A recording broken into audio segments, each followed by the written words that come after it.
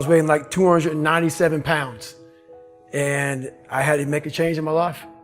You know, I was at an all-time low and I wasn't going anywhere and I was exactly what everybody said I was going to be, which was nothing.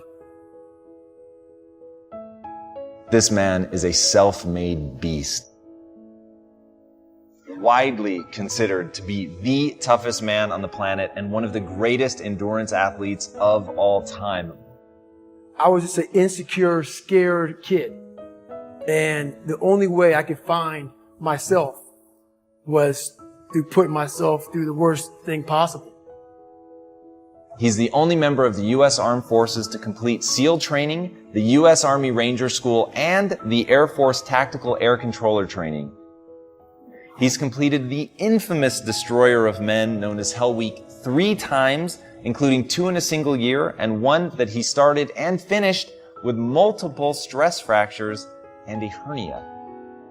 No one was here to help me. And the feeling I had every morning, I started shaving my head when I was 16 years old. And the feeling I had every morning, I looked in the mirror, was horrible. And I didn't want to feel like that anymore. And how I felt was a kid going nowhere, a kid that was scared. And most kids will accept that and look for help. But the best thing that happened to me, no one helped me. He served in combat in Iraq, was the bodyguard for the Iraqi Prime Minister. He once held the Guinness World Record for most pull-ups in 24 hours at 4,030. No one felt sorry for me. No one looked at me and said, like this day and age, they'll take you in and they'll tell everybody, stop picking on this person. Back then, they didn't care. I had to build calluses in my brain the same way I built calluses on my hands. So I broke the Guinness Book of World Record for pull-ups a long time ago, but I failed at it twice. And I did 67,000 pull-ups in trying to break this record. So to do 4,030 pull-ups, I had to do 67,000 for training for that. He's run 8 consecutive 100-mile races over 8 back-to-back weekends. He ran over 7,000 miles in a single year, and that is the equivalent of running 267 marathons. I saw myself as the weakest person God ever created. He had to have a goal. My goal was the only person that's going to turn this person around is me. The only way I can turn it around is put myself through the worst things possible a human being can ever endure. And that'd be the only way that I can build this brain to handle anything that comes in front of it, callousing my mind through pain and suffering.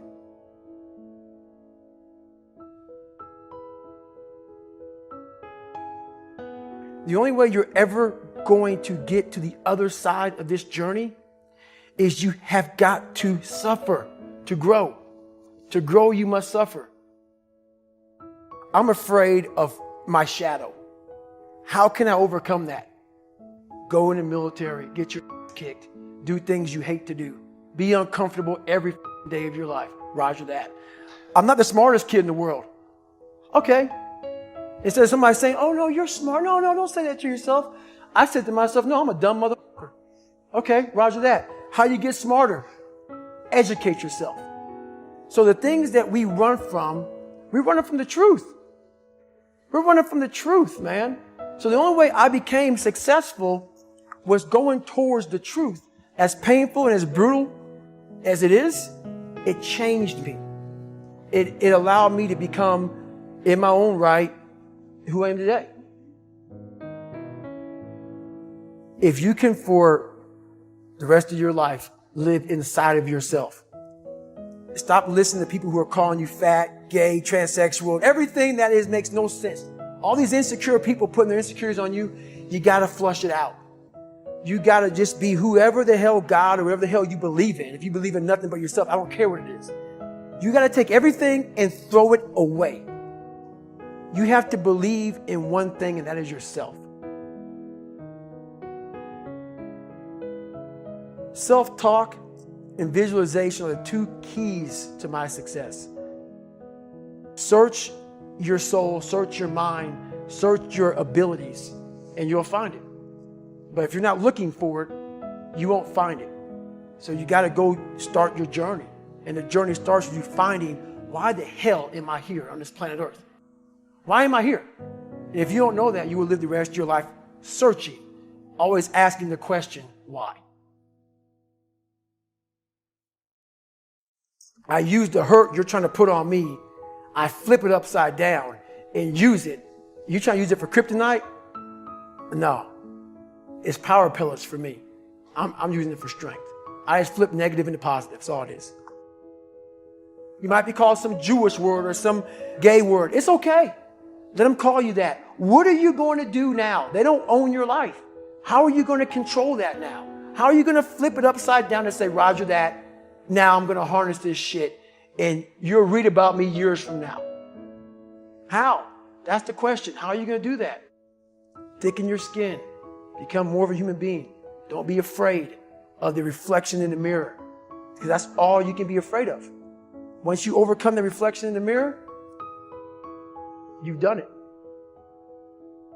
It's so easy to be great nowadays because everybody else is, most people are weak. This is a softened generation. So if you have any mental toughness, any ability, if you have any fraction of self-discipline, the ability to not want to do it but still do it. People have a hard thing understand. I hate to run. And what makes me so crazy, it doesn't anymore, is people go, well, why do you run if you hate it? What are you talking about? I don't want to take showers and eat either. I hate that too. That's life, man. It wasn't until I changed that mentality that I became somebody. I hated going to school. So guess what? I was dumb as. But if you can get through to doing things that you hate to do, on the other side is greatness. That's what people understand. By me running, I am callous in my mind. I'm not training for a race. I'm training for life. I'm training for the time when I get that 2 o'clock in the morning call that my mom is dead or something happens tragic in life. I don't fall apart. I'm training my mind and my body and my spirit so it's all one, so I can handle what life is going to throw at me. Because the life I've lived, it throws a whole bunch at you. And if you're not physically and mentally prepared for that, you're just going to crumble and you're good for nobody. So the accountability mirror is something that I kind of came up with in high school. Like I said, I started shaving my head when I was 16. And I got caught up in trying to impress so many people because no one liked me. So I developed so many different identities. Let me sag my pants. Let me pull my pants up. Let me talk this way or act this way or be this way or whatever the hell it may be. God, dog, there's so many different things I did to try to fit in with so many different groups that when you look in the mirror, that's the one person you can't lie to. So every morning I would shave my head thinking, God, I would reflect back on some of the lies I may have told somebody or some of the ways I acted that I didn't feel comfortable doing. And I did it to impress other normal people. The key word there is normal, everyday people. I was trying to make other people like me. How pathetic is that? So this mirror would always tell me, my reflection would say, God, you are a pathetic man. How does that feel every day to be this way? So I would just start having myself accountable. How did I attack today? How did I attack yesterday? And if I didn't do something I was proud of, I would write down a sticky note and I would fix it. So then my senior year in high school, it was a totally different David Goggins. What brings me joy and happiness is knowing how beautiful the mind is. And I'm one of the few people that didn't read about it, didn't experience it through some drug. I got to experience the beauty of true fucking willpower. If you don't know who you are, I can't tell you who you are. We are all great. No matter if you think you're dumb, no matter if you think you're fat, no matter if you are fat, no matter if you've been bullied, or no matter if you just got back from Iraq or Afghanistan and you have no legs or your arms or whatever, man. We all have greatness. You got to find the courage. You got to find the courage to put your Bose headphones on and silence the noise out of this world and to find it. And to find it because it's out there, but it's going to take hard work, courage, self-discipline. It's going to take all the non-cognitive skills. all the non-cognitive skills to be great. You know, smart is good, all this stuff is good. That's all cognitive. It's the non-cognitive skills that set you apart from everybody else. And that's what it's all about. Talk to me about what it takes to be on one side of a door in Iraq or anywhere, knowing on the other side of the door, people who are not afraid of you, they're ready for you to come in, and they have guns, and you still have to breach that door. That's a great question. That's a very scary situation when you are on one side of the door and your mind is racing, because on the other side of that door, it could be no one. It could be 4 guys with 4 AK-47s. That door you're about to open could be booby-trapped. So once you open it, boom, your legs are gone. So there's 1,000 things you think about when you're the first guy, second guy, third guy, getting ready to go in a room and flood it. And that's why I talk about the warrior mentality. And that's why so many people are lost when I start talking. You have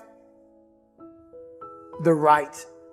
You're lucky that you don't have to think like warriors think. You're very privileged. I chose this world to be a warrior. And I would choose it again if I came back to this world. But the mentality of a warrior is very different than normal mentality. You must be that person on that door, get ready to open it, thinking to yourself, if I die, so be it. The only way you can go in that door is knowing there's a great chance you're going to die. It's like being a SEAL, you train with live ammo. You jump out of an airplane. Everything you do, you could die. So to be a warrior, why people don't understand me, I'm glad you don't understand me. Merry Christmas. Good on you. Because being a warrior takes a whole different mindset. A whole different mindset to know that there's a great chance I may not be in the military. Like I was in for 21 years. I'm lucky. I'm very lucky that I'm alive, able to talk to you, able to still run. But when you sign up on that dotted line to be like a SEAL, your mentality changes. I may not live. You got to accept that. And that's the mentality you have. And that's what makes you a warrior. If you're scared to die, you're a bad warrior. I'm also looking at the guys to my left and to my right, realizing that we're here together, man. And I have to be strong for them. And they got to be strong for me. A lot of people, either you like me or you don't, even in the SEAL teams. But when you get to that door, or you get on that mission, or you get on that op, all that shit's out the door, man. You know, you do it honestly. I mean, people say all the time in these movies, and you really out there fighting for that guy beside you.